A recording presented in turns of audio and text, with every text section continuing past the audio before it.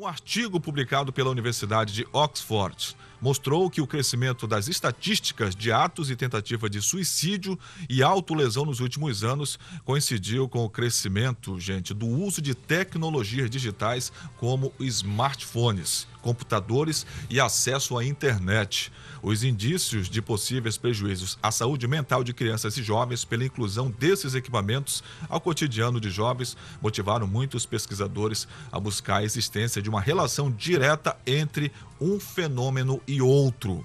Mas quem vai explicar um pouco mais sobre este assunto é o nosso especialista, o Dr. Luiz Henrique, que é médico psiquiatra. Seja bem-vindo mais uma vez, doutor. Bom dia para o senhor. Bom dia, Deilson. Bom dia a todos que nos assistem e nos ouvem. Isso aqui é uma estatística, essa de autolesão, de suicídio, uma associação com a tecnologia, já que nós não podemos fugir a isso. Preocupa, doutor? Como é que é isso? Com certeza, Deilson. É preciso lembrar para que a tecnologia veio. Na verdade, tecnologia numa perspectiva mais semântica, antes de ser a tecnologia na perspectiva eletrônica, tecnologia é solução. É tudo aquilo que você possa pensar em solução para a vida diária. Então, por exemplo, uma roda é uma tecnologia, é um recurso que se utiliza para facilitar a vida das pessoas. Então, tudo aquilo que a gente pensa em desenvolver para facilitar a vida, a gente pode chamar de tecnologia, mesmo que não seja eletrônica. Mas a questão do tempo moderno, basicamente, é aquilo que se pensava ser uma tecnologia com a finalidade de melhorar a vida das pessoas, que é justamente a tecnologia eletrônica. E o que nós temos observado da década de 90 para cá, né, a popularização desses instrumentos, que até então ficava restrito às empresas, às grandes instituições, hoje está na mão das pessoas, né? Aquilo que a gente acreditava que seria um instrumento de aproximação, de desenvolvimento, de aperfeiçoamento, de educação e tudo mais que se dizia no início da década de 90, a gente está vendo que não está sendo bem assim. A coisa não é tão maravilhosa como parecia ser. E por que está acontecendo isso, doutor? Porque somos seres humanos. É o mau uso. É o mau uso. Exatamente. Adeilson, eu sempre gosto de frisar que o celular, se ele ficar em cima da mesa, ele vai morrer lá. Se a televisão ficar na parede e ninguém usar, ela vai morrer lá. O problema não é a ferramenta. O problema é a finalidade que o ser humano dá à ferramenta. Afinal de contas, quem usa o instrumento somos nós.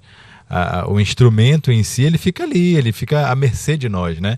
Ele funciona da maneira que nós quisermos que ele funcione. Então, um celular, por exemplo, um aparelho celular, ele pode servir de fato para o desenvolvimento de uma nação, como ele pode servir para autodestruição. É uma faca de dois gumes. A depender de quem use essa ferramenta, ela pode ter uma finalidade benéfica ou uma finalidade maléfica. Então a gente precisa trabalhar em cima do indivíduo, em cima do ser humano, e não necessariamente em cima dos recursos tecnológicos. Então, por exemplo, o pai que dá para o filho um tablet, em vez de dar um livro, em vez de dar um jogo de tabuleiro, em vez de dar uma bola, por exemplo, ou uma boneca... Um dadinho. Ou aquele mágico, dado mágico, enfim. Ele está dando muito mais uma ferramenta que aprisiona, enclausura e impede ou dificulta, de alguma forma, o desenvolvimento psicossocial daquela criança, do que o outro que dá a bola, que dá o brinquedo manual, físico, né? Eu me lembro quando era criança... Isso no final da década de 80, início da década de 90, nós tínhamos o hábito de brincar jogos de tabuleiros. Então a gente se reunia, jogava botão, brincava de stop, cara a cara, enfim, tinha um monte de brinquedo lá, a gente brincava, War, né, imagem em ação. Aquelas brincadeiras todas que a gente desenvolvia permitia uma convivência direta com a pessoa que estava na minha frente. A gente desenvolvia a habilidade, inclusive, de administrar conflitos e de se organizar na brincadeira. Um estava perto do outro, apesar das briguinhas que eventualmente acontecia, porque um tinha um interesse, outro tinha outro, a gente conseguia ter ali um laço de amizade que a gente não consegue ver nas crianças e nos adolescentes hoje, nos seus grupos. É sempre tudo muito frágil, sabe? Naquela época a gente brincava, as crianças tinham apelidos, né? Cada um tinha o seu apelido, as pessoas eram conhecidas dessa forma. E isso não caracterizava bullying, não caracterizava uma condição de menosprezo, né? Mas por que isso? Porque a gente tinha uma amizade, uma proximidade tão forte que esses recursos lúdicos e de brincadeira permitiam, que hoje a tecnologia não permite, ela afasta a gente. Então, eu me lembro que tinha uma empresa de celular que ela falava assim, o slogan dela, né? Conectando pessoas. Quem é bom de marca vai lembrar. E na verdade, não está conectando as pessoas, ela está desconectando as pessoas, exatamente. Está afastando umas das outras, em vez de aproximar. Ela aproxima quando precisa fazer uma ligação, aí liga e é mais fácil, né? Antes a informação demorava 2 anos para chegar aqui em Manaus, agora é na hora, né?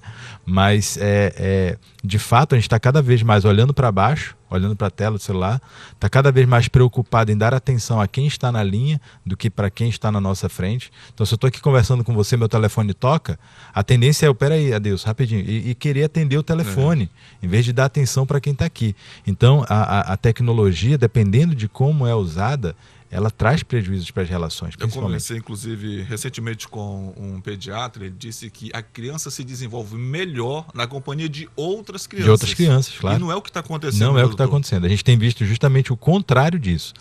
Cada criança com seu tablet, cada criança com seu telefone, né, ou com seu aparelho, e aí muito mais voltado para o consumo de produtos eletrônicos. A criança não tem o hábito, por exemplo, de desenvolver a coordenação motora fina, ela não consegue dar virada de página de um livro. Né? Ela não tem essa habilidade, isso é curioso. Quando ela precisa fazer qualquer atividade mais manual, ela fica enrolada, ela não sabe. Ela sabe digitar, ela sabe teclar, ela sabe passar o dedo na tela do telefone, mas ela não consegue fazer uma atividade mais fina, até do próprio cuidado com o corpo, de tomar um banho, de se lavar, ela não tem essa habilidade, né? Então, o uso da tecnologia, ou o mau uso da tecnologia, traz algumas consequências ruins para a sociedade, particularmente a gente está dando enfoque aqui para as crianças e para os jovens. Essa é a faixa etária mais perigosa, doutor? Essa é a mais perigosa, é mais perigosa justamente por conta do aspecto do neurodesenvolvimento, né? Então a criança ela tem uma suscetibilidade maior a desenvolver dependência de tecnologia, porque o adulto, bem ou mal, ele tem outras distrações, ele se ocupa com outras coisas. A criança muitas vezes ela fica presa àquilo. Então ela desenvolve os sentimentos dela com base naquilo, ela desenvolve a percepção de mundo dela com base naquilo. Se alguém tira aquilo dela, é uma sensação de vazio muito grande.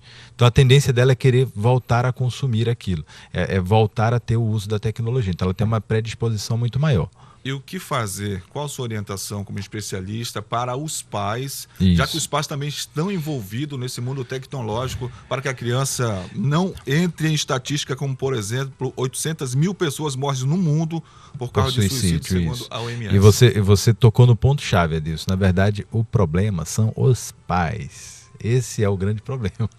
Porque os pais, muitas vezes, na expectativa de fazer com que o filho fique quieto, fique calmo ali do lado dele, na fila ou em qualquer outro canto em casa, acaba botando a televisão, Netflix ou qualquer outro recurso, ou Smart e tudo mais, na mão da criança para que ela fique. A minha recomendação é sempre não dar tecnologia. A criança não tem necessidade de usar aparelho telefônico, não tem necessidade de usar smartphone, não tem necessidade de usar computador.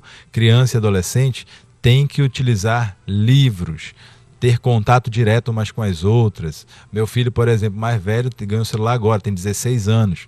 E fica todo mundo, pô, mas não acha, não sei o quê? Por que não dá para um menino de 10, de 11? Porque ele não precisa.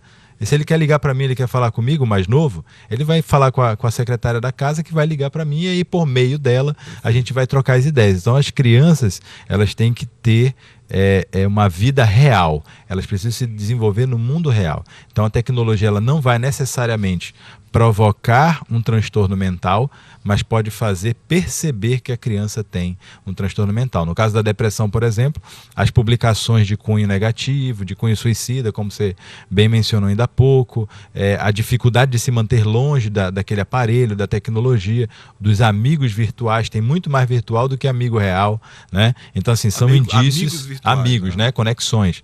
Então, são indícios de que a criança pode ter algum problema, a criança ou adolescente, e a recomendação é sempre para os pais mesmo. Não dar tecnologia e observar mais seus filhos. A partir de 16 anos está bom. 16 já é uma boa idade. Doutor Luiz Henrique, médico e psiquiatra, muito obrigado mais uma vez por ter aceito o nosso convite. Sempre informações de suma importância para os pais. A gente agradece e a gente sempre conta com o senhor toda semana aqui. Obrigado. Obrigado, Adeus. Um abraço a todos.